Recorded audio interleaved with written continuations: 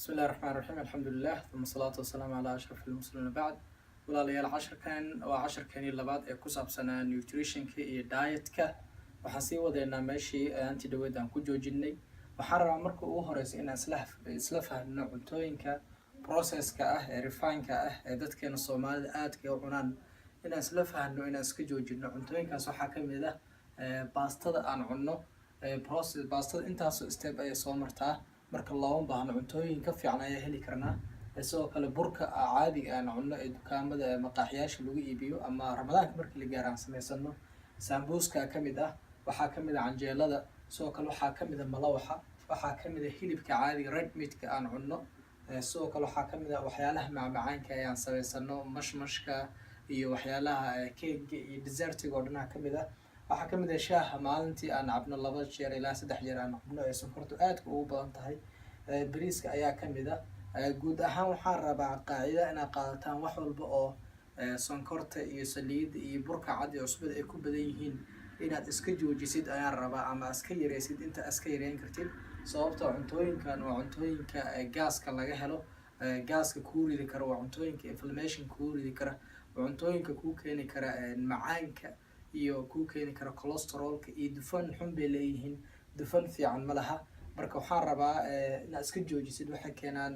overweight iyo obesity waxyaalo badan bay keenaan obesity badan ay keenaan marka guud ahaan dadkeena Soomaalida waagii Soomaaliya la joogay waxa aadka noo caawin jiray waxa waaye qoraxda iyo environment-iga socodkaana caawin jiray laakiin hadda markaan imaanay North America iyo Europe cuntooyinkan waa cunaynaa oo ku fadhiisanaynaa marka waxyaalaha xun noo keeni karo xanuunada chronic disease-ka ayay ka mid yihiin waxaad arkaysaa maqaayad baa soo galaysaa qofkii Soomaaliga ahaa ama coffee shop baa soo galaysaa waa la wada fadhiyaa qof walba koob shaah ayuu haystaa uu la fadhiyaa sonkor miiran ah marka koobkii uu cabaya uu consume gareynaya hadhowtiin wuxuu rabaa saas inuu ku socdo marka cuntooyinkan insha Allah bedelkooda oo ka fiican ayaan heli doonaa waxaan rabaa inaan wax ka tilmaamo healthy eating habits markaan kuu sheego cuntooyinka fiican aad cuni doontid haddii Allah awood leh idmo cuntada markii la cunaayo waxyaalaha healthy eating habits-ka ama siyaabaha fiican cuntada lagu cuno waxaa ka mid ah waxaan ugu magacaabay take your time when eating your food markaad fadhisid oo cuntadaada cunaysid waxaan rabaa inaad cuntadaadii mataqaana waqtigeedii aad siisid dadka diet iyo nutrition ku takhasusay waxay yiraahdaan waqtigii lagu kariyay waqti la eg inaad qaadatid cuntadii mataqaana aad siisid waqtigeedii marka qaarkood inaad isweydiisid baa laga yaabaa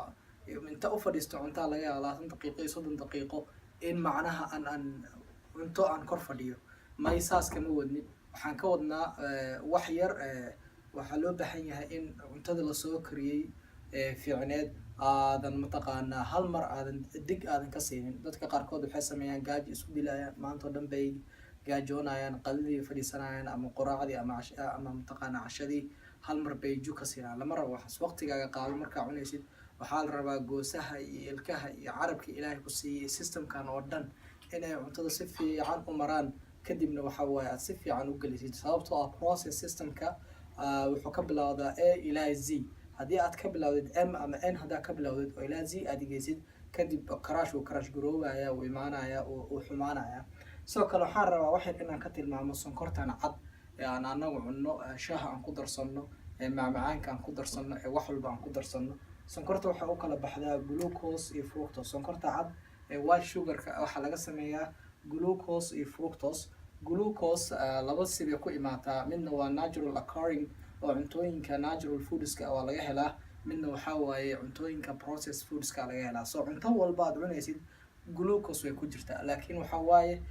source-ka ee ka imaatay ayay ku xiran tahay glucose-ka source xun hadday ka imaato sida cuntooyinka process-ka hadda aan soo sheegnay sida baastada iyo bariiska iyo waxyaalahaas shaah haddaan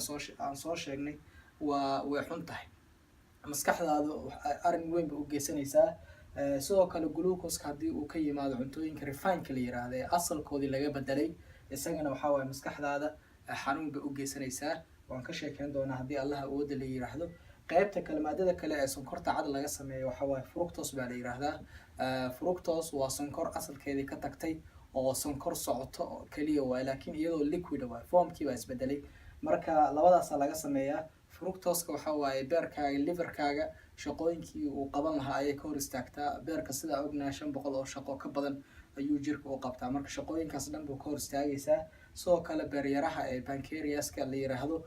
hormonka insulinka uu soo sii daayo oo cellska energy uu ku siiyo ayay ka hor istaagtaa. marka white sugar-ka ah dhaqaatiirta dietka nutritionka waxay ku magacaabaan the white death, waa dhimashadii caddeed, waa geeridii caddeed. dhimashada color male waa ognahay, laakiin white sugar-ka haddaa cuntid